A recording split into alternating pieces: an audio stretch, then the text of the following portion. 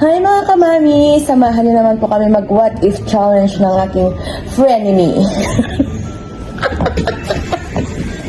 Okay, start.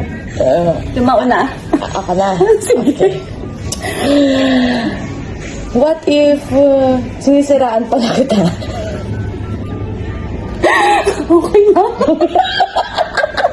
Hindi ganon! Ano? Wait lang. Ito na nga. Oh. Hindi ba sakit? What if pinaplastic lang pala kita? Hindi ba sakit? Oo, sige. What if nagtsatsaga lang pala ako sa'yo? Kasi tumawa. Girl. Mga susunod na ako. What if tinatraitor pala kita? Utang ina na ano.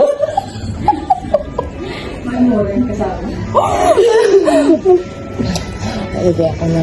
What if ayaw talaga kita maging kaibigan? Okay lang, girl. Parang yung okay lang, girl. Oh, ako naman. What if kinaibigan lang kita kasi may kailangan ako sa'yo? Ako lang. Hindi masakit.